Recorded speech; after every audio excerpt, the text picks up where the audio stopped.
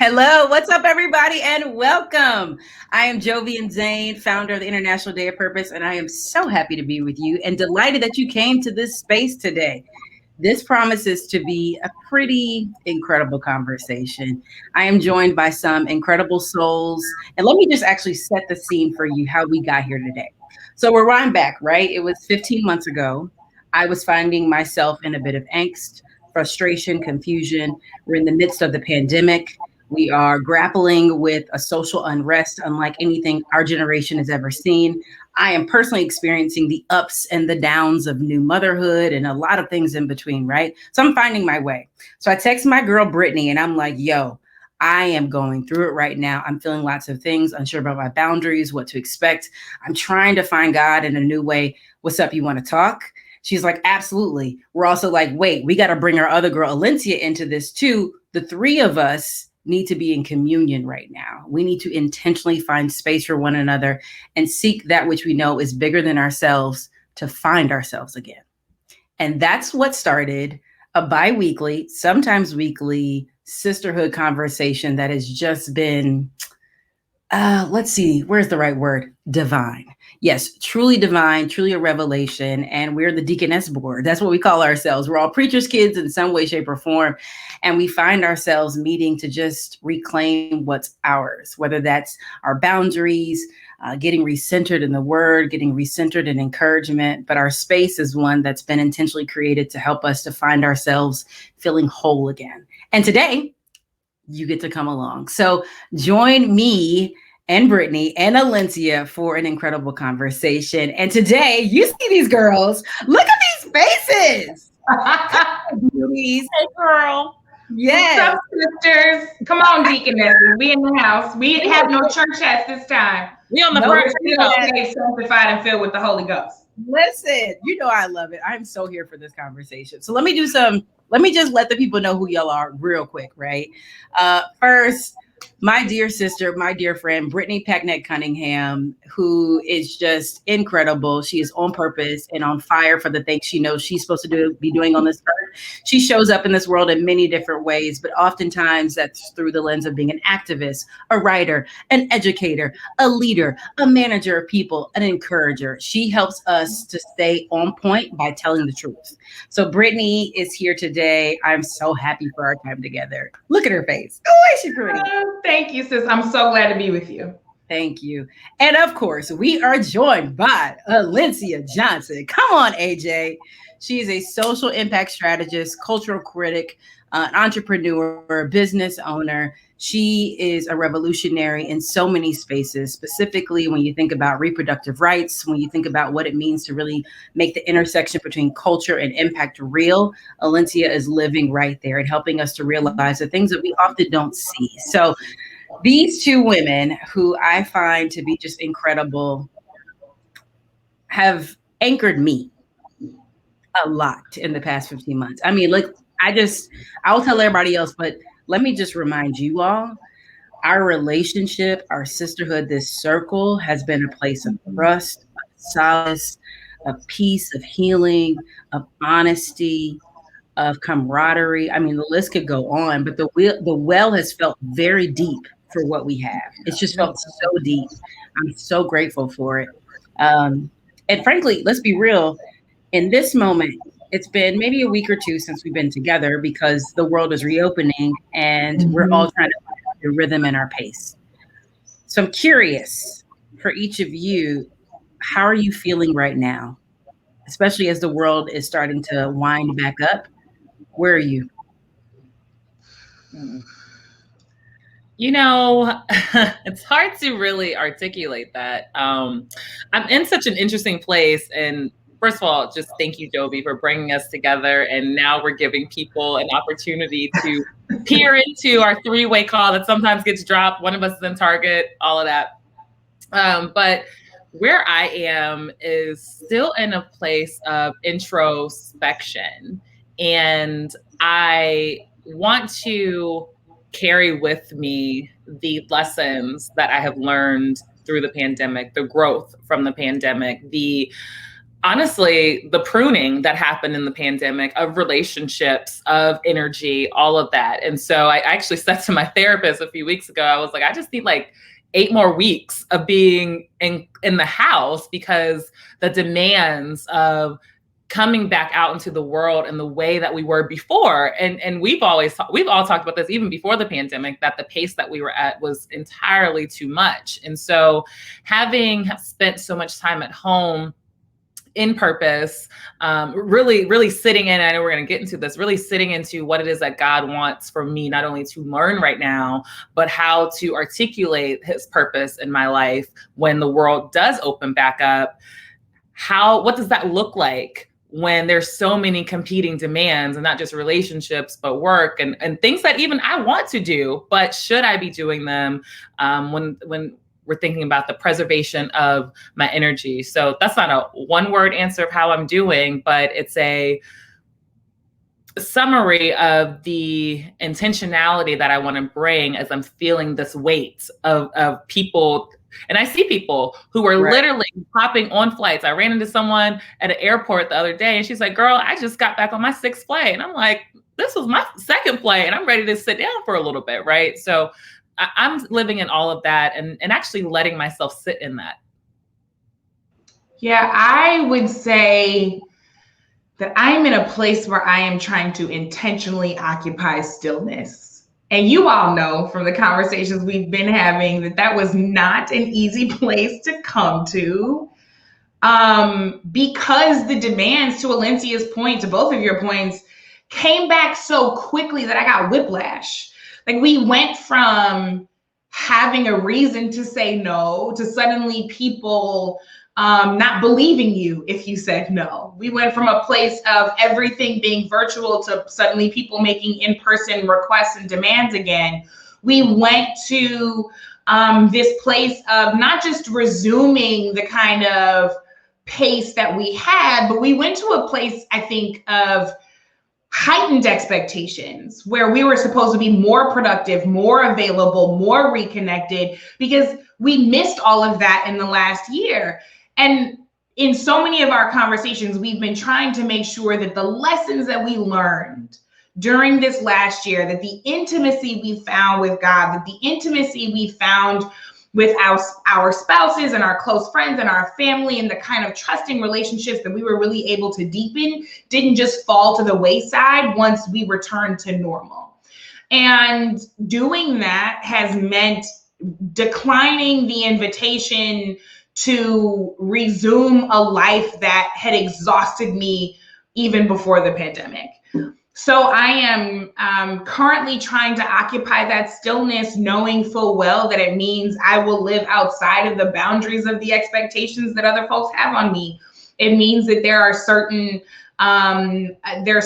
things that, yes, there's certain speaking things that I will say no to. There are certain trips that I have said no to. There are certain calls that I have said no to. There's certainly money that I've turned down, because I'm really trying to be intentional about carrying those lessons into now. And the truth of the matter is, I got on one flight to go home, back to St. Louis, to see my mom and my family and to see my in-laws. And even though that was a trip for pleasure, it exhausted me. Mm-hmm. And so I was sitting there saying, oh, I can't believe I was doing this 3 and 4 times a week, sometimes flying cross country in the same day, right? We would go from LA to New York and back to DC in a span of 48 hours, and then pick up, change out your clothes, replace some of your toiletries, and do it all over again. And this time, one flight left me exhausted. And so I just really want to make sure that I don't become a person that I don't recognize anymore. Mm-hmm. And that I give myself permission to have been changed by the things that change anybody, mm-hmm. right? We are all different after this thing. So I'm trying to be still enough to let myself become and be whomever I'm supposed to be, given everything that we've been through, everything that we've lost, everything that we've gained, and everything that we've learned. Mm. There's so much of what you all just said, as always. And what I'm sitting with right now is this idea that giving what you just said, Brittany, giving yourself permission to be changed at the things that would change anyone. Like a pandemic should change you. It should change you on a cellular level, right? Like change the way your synapses are firing. I mean, you talk about the whiplash. It's certainly something that resonates with me. Alencia, this idea of all the invitations that come, which ones to turn down. I mean, I told you all the last time that we had, our time together, that I was feeling a lot of anxiety about the reentry for a number of different reasons. And some of which I know I've got to give myself real grace to even begin to understand. Because there's no clarity of how long it will take for scientists, medical experts to be able to figure out the extent to which this has impacted all of our brains. So I keep saying to myself, give yourself time. Me and my therapist are going to go through this. So it's felt heavy. It's felt really heavy. Boundaries. In case I'm freezing. Boundaries. Hello. Right? Let's talk about that, because that's the theme of what we have been expressing and what we've been recognizing we need. How are you resurrecting your boundaries? What do they look and feel like? Because the idea of saying, you said, Brittany, I'm going to be living outside of the boundaries of other people's expectations or other boundaries that they have on me. How are you all reclaiming your boundaries? It's so interesting. On my podcast, several months ago, I did a conversation with a woman named Trisha Hersey, who calls herself the Nap Bishop. She runs the Nap Ministry. I know we are all parishioners, disciples. And she calls it that because it is deeply spiritual work, right? I mean, we talk about the fact that our faith practice not only expects us to rest, but it promises us rest, right? That we are to recognize rest as a divine right. And that's the way that Trisha approaches this. So we were talking earlier this week, and I was like, I just want you to know I'm taking a whole week off. And she said to me, I hope you are useless to capitalism this week. And I was like, woo! I hope you are useless to capitalism this week. When she was on the pod, she said, I refuse to wear myself out for a country that still owes a debt to my ancestors. And I was like, well, that's all that's everything right there. Because boundaries that are set upon us, right? Or expectations, I really should say, that are set upon us so often have to do with a bottom line that doesn't make us any better. It doesn't set us more free. It doesn't make us more loving. It doesn't create more community. It often extracts from us to feed somebody else's bottom line, to feed somebody else's family, right? And so for me, this is really about being useless to capitalism and recognizing my work, my labor as a part of, a divine workmanship, right? That my work is not simply to meet somebody else's bottom line so that the wheel of capitalism can keep spinning. My work is to do what God told me to do. My work is to make sure that God is pleased with me at the end of the day. My work is to ensure that the workmanship that He crafted at the beginning of time that was meant for my life is satisfied. And yes, I need a paycheck to come along with some of that in order to pay our bills and feed our family. But money cannot be the end goal of working and living on purpose. And so if we know that the bounds of our purpose exist outside of capitalistic expectations, then we have an obligation to live above that. We have an obligation to work above that, to love above that, to be bigger than those boxes. Which means, no, I'm not going to keep interrupting my workout in order to have this call because my physical health is important to my thriving. No, I'm not going to say that I'm off this week, but still take this call and do this thing and send this email. And I'm not going to do that because if I set a boundary and then I let you cross it, you will never again respect my boundaries, right?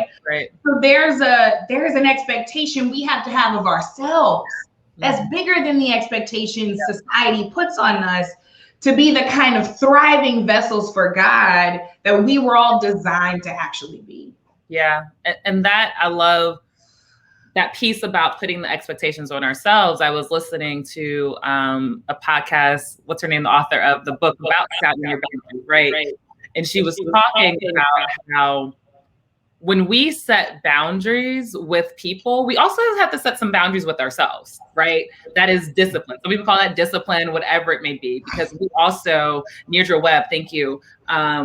She was just talking about how we have to have the discipline and the fortitude. And if we love ourselves and if we love the work that we are called to do, and not necessarily when I say work, to piggyback off of something what you said, Brittany, it's not necessarily just the paycheck, the work of fulfilling the purpose in my life. I have to be disciplined in that too. And I don't want to say I've been struggling with boundaries. I've been growing into boundaries and about boundaries. Jovian, I remember this one time in LA, we were in a car and I was talking about a relationship and you were like, actually, there's freedom within boundaries. And I heard it, but again, I was on 10 different flights in 10 days. So I couldn't really sit with it and understand what it meant. Years later, I've been sitting at home and I've actually been like, I love sitting here by myself. Like I really do. And I do learn what that means. I have learned that in relationship, we actually can't have authentic and meaningful relationship without boundaries, right? Because boundaries show us that we can trust one another. I know who has which boundary, and I'm like even very aware of which boundaries I have with which relationships, what boundaries they have with me, and we don't cross that. And I just did a post on Instagram the other day. We were talking about, it was a post about people who decide not to drink liquor and how we should be responding to people with that. And I started talking about boundaries as well, and talking about how, no, I can't go. I don't want to. I don't want to do X, Y, and Z. Those are literally complete sentences. And enough. And what I've also learned is that if people really are for you, if these are your people, they want for you to do what it is that you need to do to make yourself whole and make yourself complete. And so therefore, they are going to support that boundary you have. Therefore, they're going to check their own disappointment. Why was I disappointed that they weren't in service to me, that they chose to be in service to themselves at that time?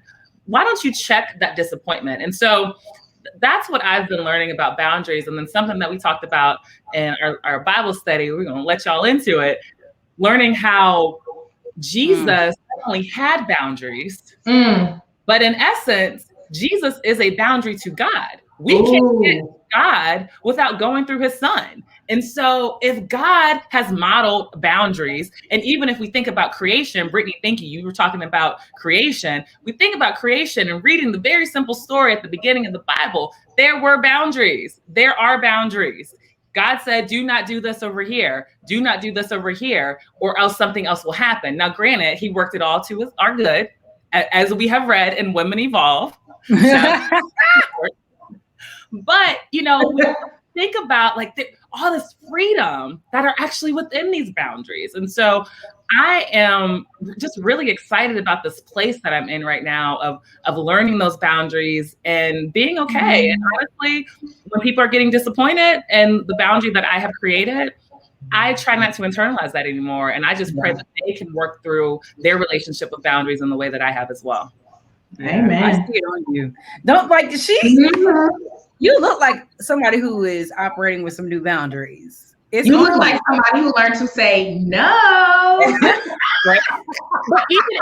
But even in, you know, we talk about this, and I think people are thinking we're talking about this in our work lives. Like, y'all know I love my mom. Everybody know I love my mom. I love my parents. I had to set boundaries with my family. Like, I had to set boundaries with myself. Like, setting boundaries with people that I really love and will do anything. Right? And that, to be honest, I found that the people who are for me, those people I really, really love, they embrace it. They're like, They understand. Because at some point, people are forced to, when you reestablish your boundaries, people are forced to reckon with whether or not they love you or what you've done for them, right? If I only love you because you show up whenever I ask without any regard to yourself, then that's conditional. And those are conditions that I no longer will say yes to, right? I'm not checking the box to those terms and conditions on our relationship anymore.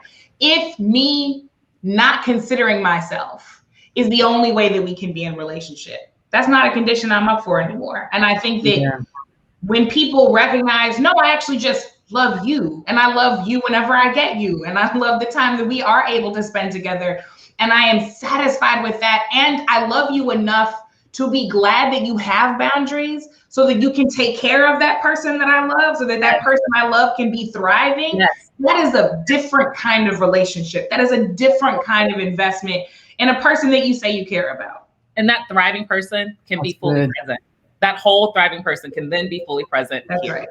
That's right. Yeah. I was not, because Jovi, I know you got something. No, I'm really picking up all y'all laying down, and it's really landing with me in a lot of different ways. I mean, I'm thinking about this from the context of absolutely work, if I'm honest, because work is being redefined. And because for most of us, you spend the majority of your time with people you work with, I'm feeling a deep sense of generational purpose to like from a very big P to be thinking about how we encourage our generation to help redefine the way work is experienced.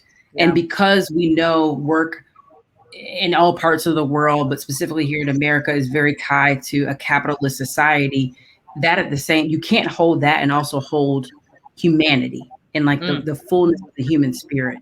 Capitalism crushes the human spirit. It truly does. And I think it's on us as emotionally intelligent, aware, spiritually connected beings to leverage the opportunity that we're in right now, this very rare moment where the world is paused, where everyone is thinking about redefining their lives in some way, shape, or form, to not let this moment pass and to fall back into the rhythms that never served you. Like that's my deepest urging, just to, and I keep calling it in. I'll keep talking about the pandemic. I'll keep saying unprecedented because I don't want it to get watered down, because hell, we've gone through something that literally is unprecedented. Like 600,000 people have died and counting. And we have, experienced an enormous amount of loss in pretty much every different way humans can experience loss, from like physical loss to loss of celebration to loss of ritual routines, to things that would ground us. And that should shake us.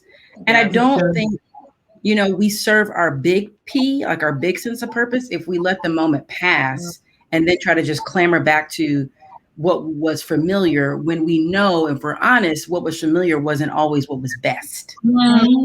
Like, familiarity doesn't always equate to best. Or it doesn't always equate to what's good. I will be honest with you. I think that in certain spaces, the people are not going to let that happen. I think I sent you all that article in Vanity Fair, and the author was talking about how they were like, I don't want to return to normal. Right. Very clear, right? On an individual level, normal was not serving a lot of us well. We certainly know on a social level, normal was not serving disabled people, LGBTQ people, Black folks, Indigenous folks, people like women. It wasn't serving a whole. So the old normal is never something. That status quo corrupted, and we need to make sure that we do not waste that. Because a lot of people lost their lives because of that status quo inside of that pandemic, right? So on an individual level, normal certainly wasn't serving us well, but honestly, like there are, people are walking around like nobody wants to work anymore. No, that's not true. People want to work. People have now, though, had a peek behind the curtain, and that's what this author was talking about. That part. And recognizing that the sacrifice that people were making in formalized labor to often work more, be paid underneath their value, and in many cases not receive the kind of benefits or care that human beings deserve, they're not willing to do that anymore. People are not willing to work too hard for little pay, no benefits at a job that will throw away their humanity when it's time to meet the bottom line, that will put you in harm's way when there's a pandemic, that will put you out of your apartment when you can't pay. Like, that is the work that people are not willing to do anymore. Right. And I think that we have to hold on to that level of courage that says, no, I will not continue to be a cog in a machine that will sacrifice me and move right along to sacrifice the next person. That's right. Yeah. And I feel like this work, I had to just look this up, so I made sure I had the correct number, because we're talking about capitalism and what has really happened in this work-life balance. There are 657 billionaires in America that got 44% wealthier, while 80 million people lost their jobs. And we still know, for the work that all of us touch in some way, shape, or form, that people are still without, people on the margins. And it's not even just people on the margins. Majority of people are still without. I mean, look at what has happened with our healthcare system. And so we have to kind of think about this relationship to capitalism and American exceptionalism. And I'm also really concerned about how the vaccine rates, right? Like, you know, America's like, oh my goodness, we're going to get to 70%, but the rest of the world is in the red when it comes to vaccines. And so looking at that kind of map, I go back to the humanity. And I think about purpose. And I remember sharing with you all very early on, in like maybe the first couple of months of our Bible study. And I was saying, I feel like I'm called to something different. I'm called to something not different, but something greater, right? A lot of people know me for politics, right? And I am not being confined to that box anymore, because I know people closest to me know that there's so much more to do. And I feel like so many of us in this pandemic have realized that our purpose is connected to how we can do good in the world and in community. How our purpose is articulated, it may be different in each season. I think we're all realizing that I am actually here on purpose, for purpose. I may not know what that purpose is. I know that I am here on purpose, for a purpose. Then no matter how it's going to be articulated today or here, to this job, to this relationship, whatever, it is for a reason. And I feel as though this pandemic has really, if it hasn't taught some people about purpose, which I think that's very clear with these billionaires getting richer, but it's taught a lot of us about how connected and how imperative it is for you to be in purpose and for me to be in purpose, so that together we are doing the work that all of us are called to do. I mean, you know, and then thinking about purpose and relationships. And I know I've been talking about this sermon series at my church, at Alfred Street Baptist Church. You've been on it. Listen, but when he was talking about how Jesus needed help, he had, you know, we always talk about, oh, he had disciples to like help fulfill his work. No. Jesus needed help to fulfill his work. So in order for us to actually get the help that each of us needs to fulfill our work, we all have to live in purpose. We all have, I can't have helpers, or you can't have help. We can't be helpers to each other if we aren't living in our purpose. We just gonna be walking around looking crazy. Where are we going? That's so good. That's so where good. we going? That's right. Where, how, it's so Who's gonna be there? Yeah, I'll never forget Rahel, my line sister. I know Ra. She said, when we were in Africa, she was like, you know, purpose is tied to community. And it just is the realest fact. You know, I say all the time, you can't be your best self by yourself. And I believe your best self is tied to like that which you've been called to do at whatever season and whatever moment. There's always someone who's nudging you there, which obviously you all for me, us for each other. We have been, you know, part of our larger community that's been helping us. And one of the things that, as I've joined this tribe of mothers and godmothers and all these different kinds of things, and like this new identity I'm trying to shape. And actually, I was talking to my mom about this morning too. Shout out to Mama. All our mamas who've been a part of this study too. Our mamas have joined our calls in all the ways. But in the prayer closet, right? I was talking to Mama today about success, and as she's journeying through this idea of what her new chapter could look like, what does retirement look like at some point, and all of this. And it's just such a beautiful reminder that life doesn't stop until it stops, like there's transitions and seasons. And this idea of redefining success, I find to be very enticing right now because of all the different moments of transition that seem to be inviting me to examine them, right? So there's this one quote I know I shared with you all from Morgan Harper Nichols, who's just incredible. Yeah. And it says, here's to finding peace in the act of redefining success. Here's to finding true, fulfilling joy and simply being present to what is good and beautiful in this life. And that, y'all, that's it. Right? Like specifically this first part of finding peace. Yeah.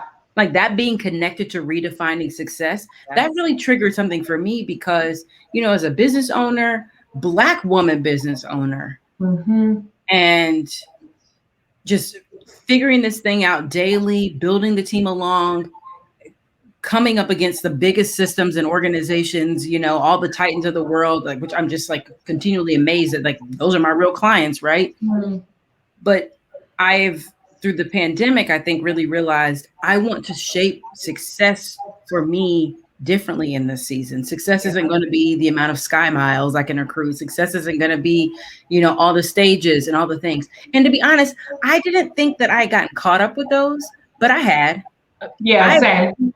I definitely gotten caught up in our own little tribe of Joneses. Like we were each other's Joneses. And I think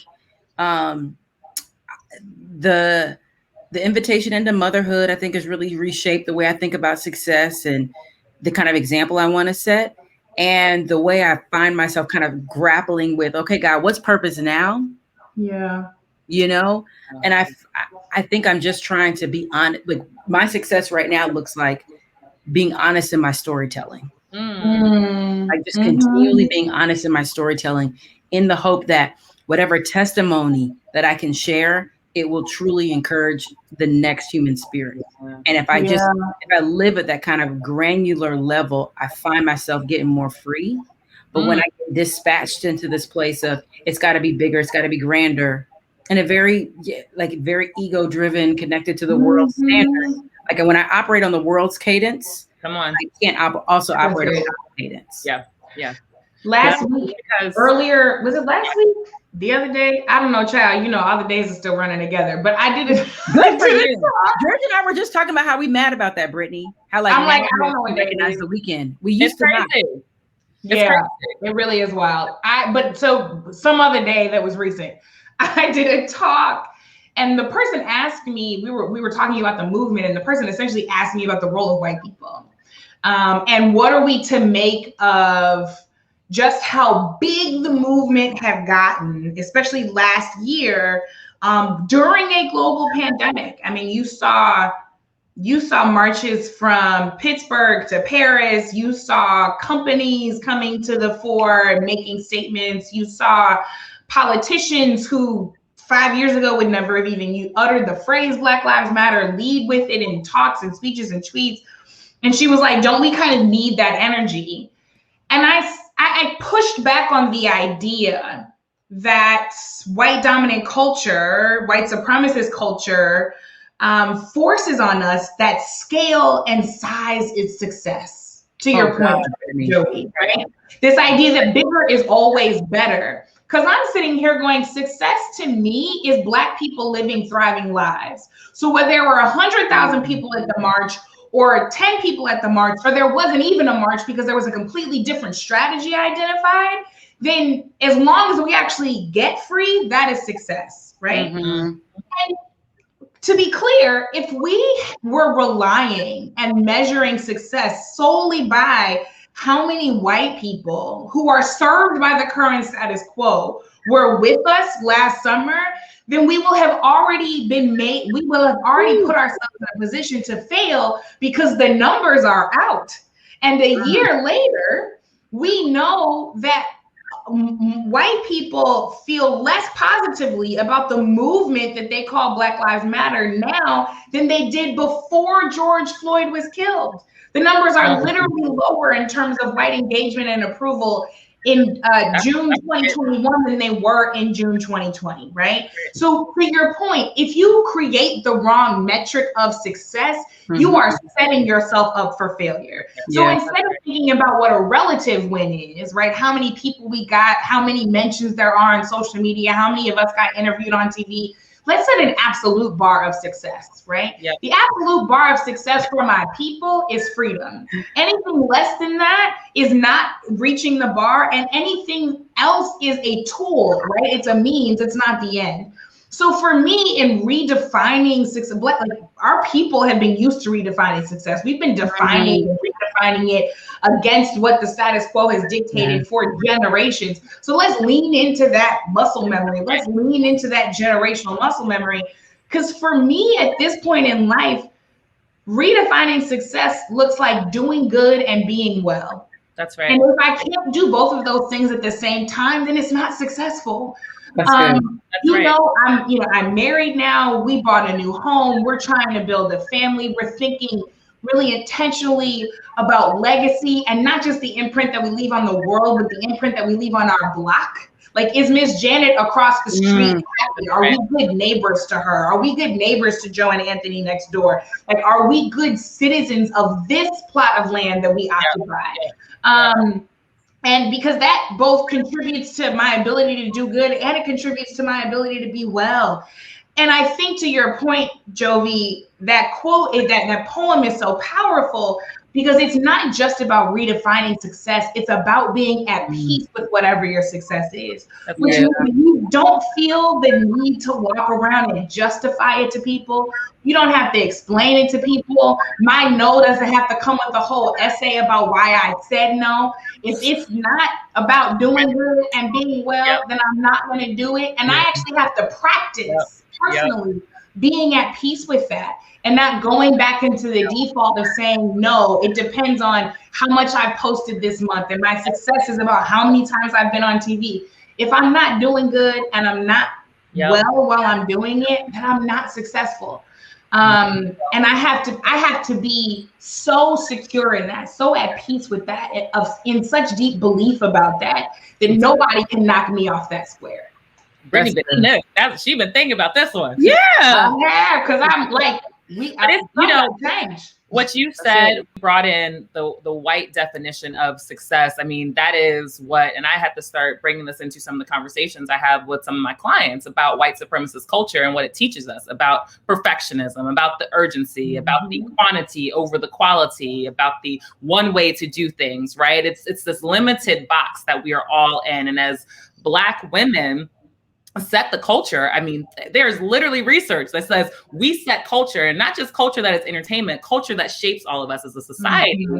We have to reclaim what success looks like. And, I joke around with some friends. I'm like, I'm in this like death to the girl boss, death to Black girl magic. I'm actually tired of all that. That is not the definition of what success should look like right now.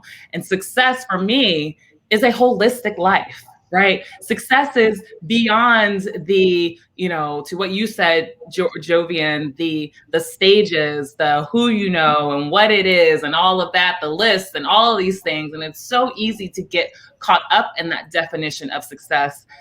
And it's been really sitting with me.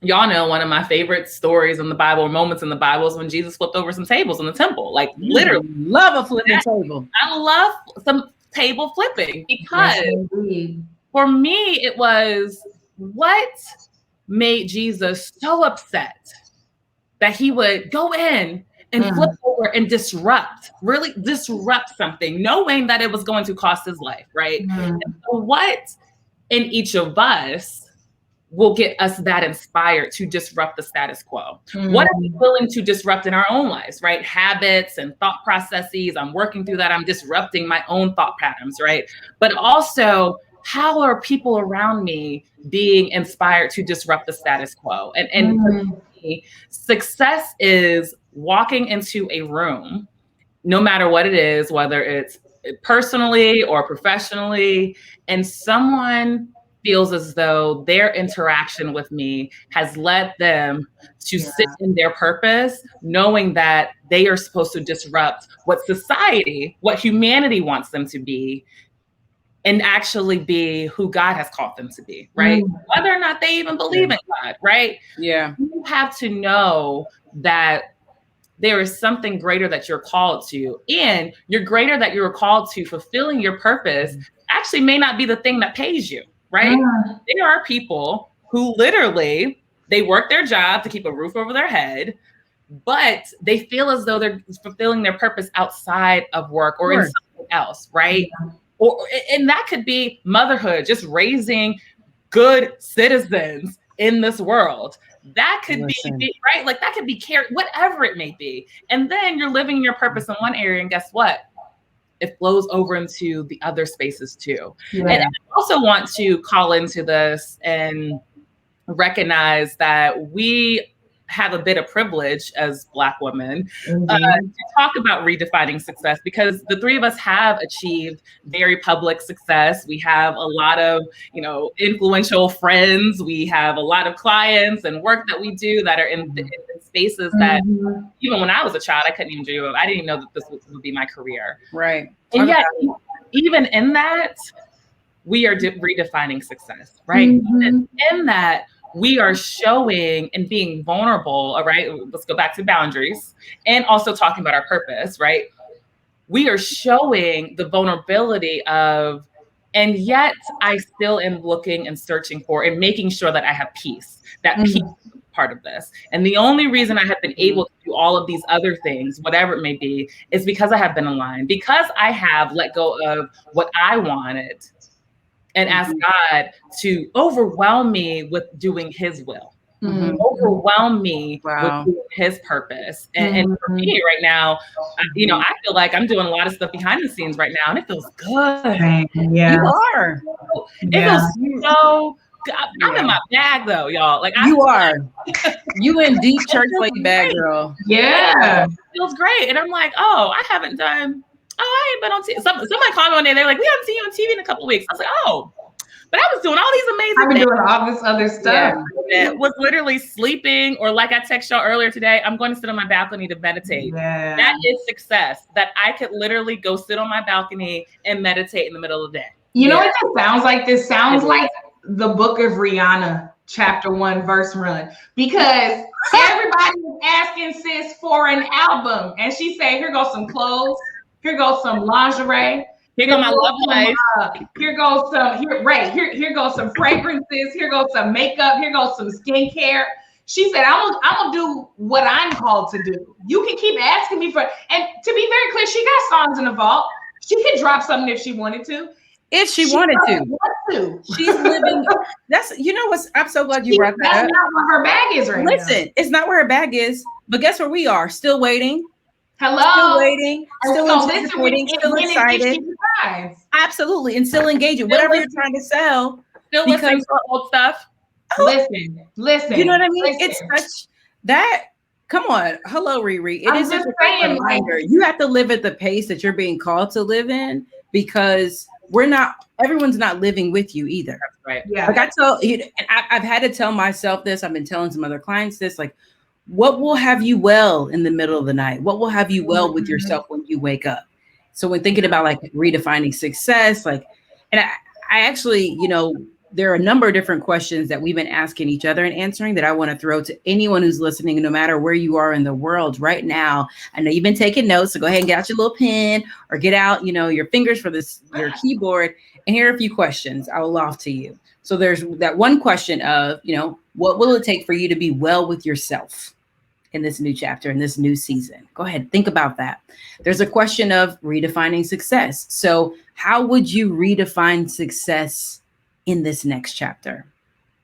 Then there's another question, and this question is about boundaries. So how do you need to reintroduce boundaries into your life? That could look like reshaping them. It could look like on the day of purpose, you're actually sitting and you're reflecting on where you felt like your boundaries have been lost. Where are they a little muddy? Where do you need to get more clear?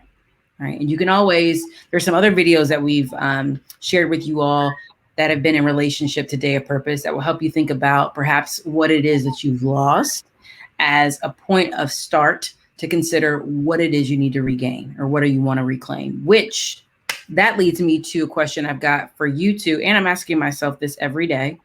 And I asked my mama this morning. I'm about to ask George this later. And that is with the theme of Day of Purpose for 2021, which is, drum roll, please. What are you reclaiming on purpose?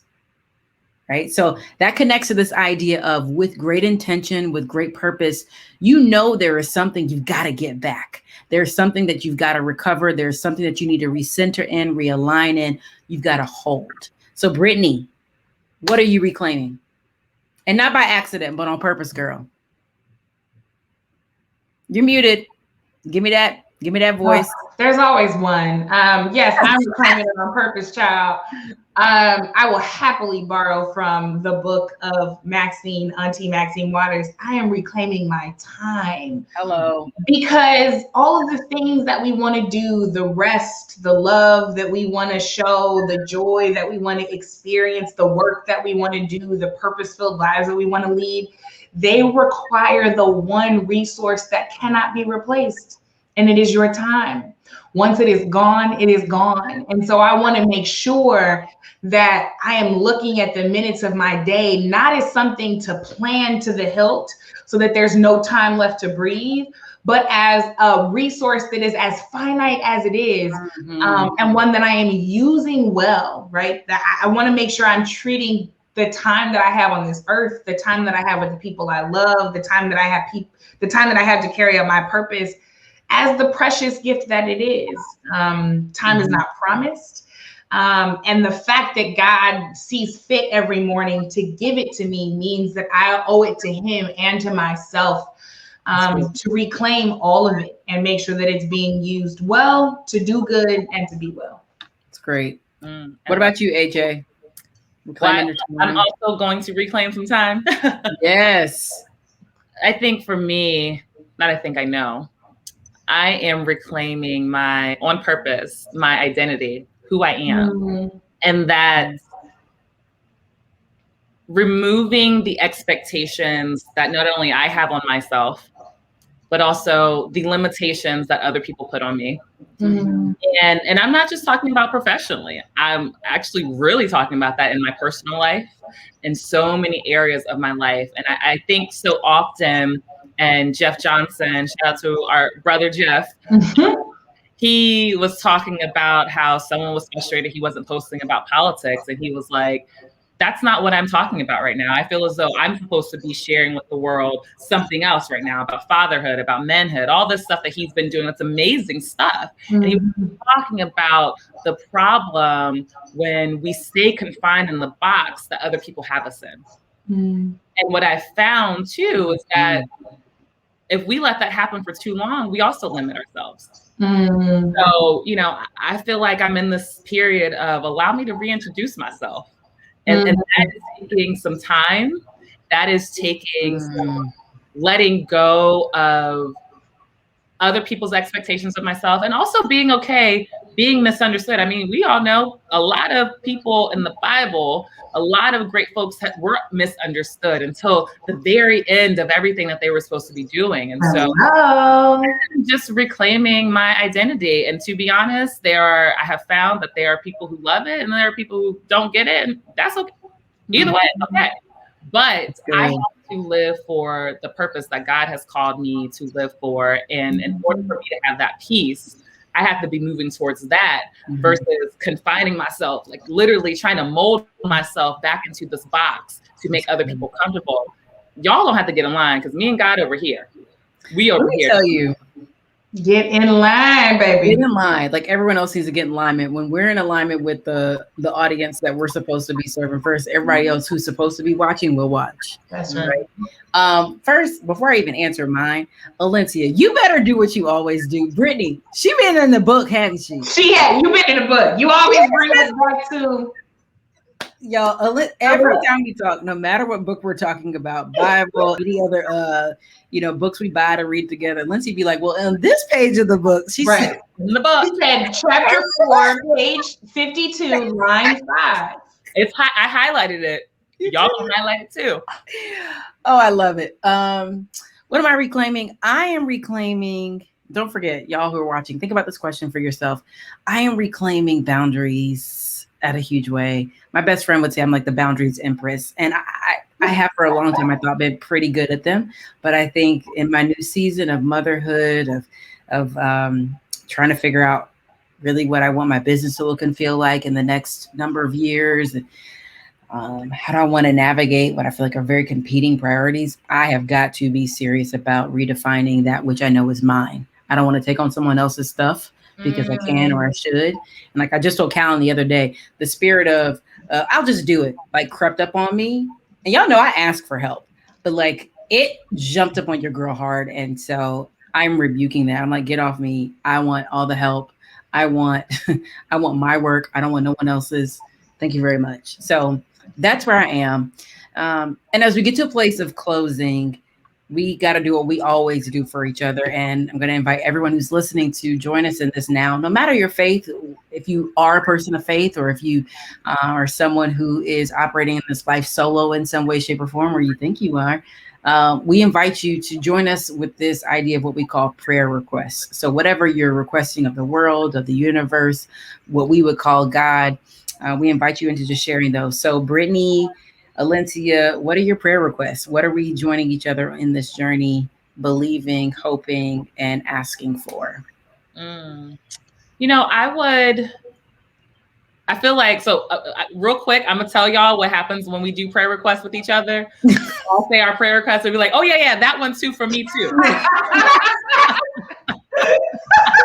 We definitely. Oh, yeah, that was like, oh, yeah, God, give me that one too. I want what Alencia got. But I have been sharing with people that I believe that we can have both abundance and ease. I think those things can coexist together. And that is my prayer request for continued abundance and ease. And also, y'all know this has been on my prayer request, my list for a long time, discipline, the continuous discipline, because that removes the distractions of the world to stay focused. It also keeps the boundaries. It also just keeps you in his will. So that's it. Abundance, ease, and discipline. Okay, so I want all of that. What you about to say? You know, God, I want all of that. I really have been feeling heavy on my spirit, prayers of protection in all that means, right? Protection of our visions and our hopes and our dreams, protection of the stillness that God has invited us into, protection of the relationships that we know matter deeply and that we know can experience tension as the world experiences tension. Protection of our homes and our loved ones, our children, our spouses, our parents. I just feel so earnestly that in this time where we are all headed back outside and we feel like the streets are calling all of our names, that it is really easy to step outside of that hedge of protection, or for folks to try to penetrate that hedge of protection, because all of a sudden now that we're back outside, everybody believes they should have access. And if that access is harmful to us physically, emotionally, spiritually, financially, we shouldn't just accept it because we think that that's the way that things are. That's what's expected of us. So I really just have this thought and this idea of protection on my spirit. And that's what I want for all of us. I want that one. That one too. Sign me up. Sign me up, God. Thank you. Period. Listen, we got to stay protected. So I'm hearing those prayers of protection, abundance, ease, discipline. I'm adding to that a prayer for courage. Yeah, because I deeply believe, as I'm hearing that you all's prayers, and I could absolutely pick those up and carry those as my own. I feel fortified in some way for the journey ahead because I trust we've been doing that which we've been called to do. Like we've been in the work. Yeah. And it's the Olympics kind of feel like they're here a little bit, like, all right. And I hear God saying, like, try me though. Try me. You've been training. And see. Now it's time to run the race. Like, come on, like you got this. So I'm praying for courage to apply the things that we've learned in this recent season and then before, to prove that we know that our deep confidence in our faith isn't fake. It isn't coming from a place of, hope. It's like there are things that we know.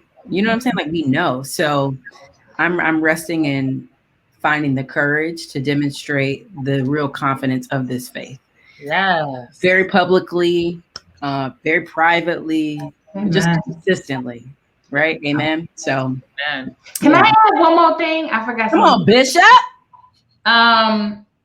There is this line that from that song I sent you all, Jira, the song.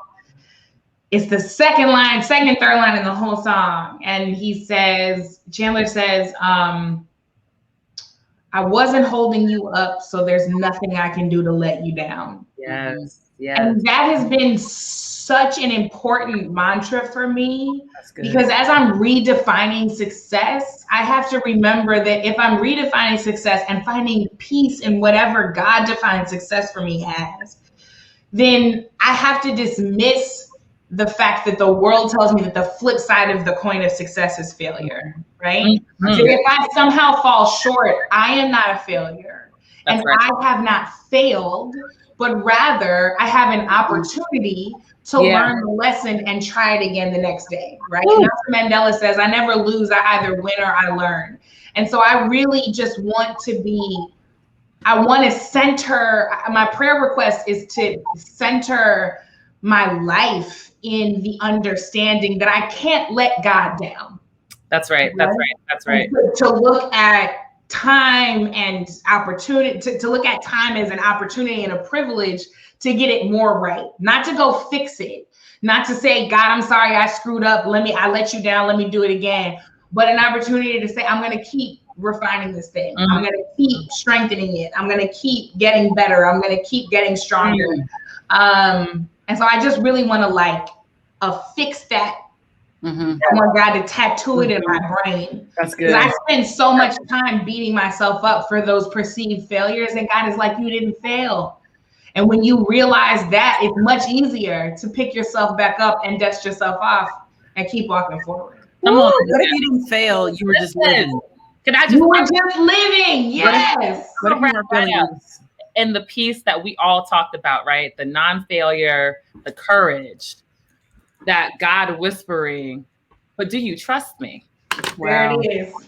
Wow. Do you know who I am? Have you met me? Have I ever let you down before? No. But do you trust me? So the courage to move is just saying yes to do you trust me? I don't know what you got. Yeah. And I may fail by the world standards, but I will never fail in your eyes, because all things work together for the good for those who love him, and that's us. Yeah, and our called according to his purpose. The evening service, the second service. Come on, revival. Sorry, I didn't mean to get us off track. It just fell in my. I had to say it. You know when it gets good to you. Thank you, Alencia. Where's the collection plate? I'm gonna drop something in there. You know, we were just talking about tithing. We were talking about tithing. Yeah. For those of you who are so inclined to share an offering with Day of Purpose, feel free to go dayofpurpose.org. You absolutely can drop anything there for us. But truly, we do hope that you enjoyed this time, that you were able to be with us presently as we reflected together as sisters, as individuals who are on a journey of life, trying every day to get it right, not to be right, but to get it right, just to return with the courage that we believe our faith offers, that our friendship offers, that community broadly offers us, that a sense of purpose offers us. And so Our prayer and our hope for all of you listening, no matter where you are in the world, is that you celebrate the International Day of Purpose with courage, with ease, with abundance, with a great joy, knowing that when you tap into your sense of purpose, you can walk in this life with more clarity, more conviction, and more joy. Thank you for being here with us. We will see you on the other side, and happy Day of Purpose. Yay. Happy Day of Purpose. Love y'all. Purpose. Love y'all.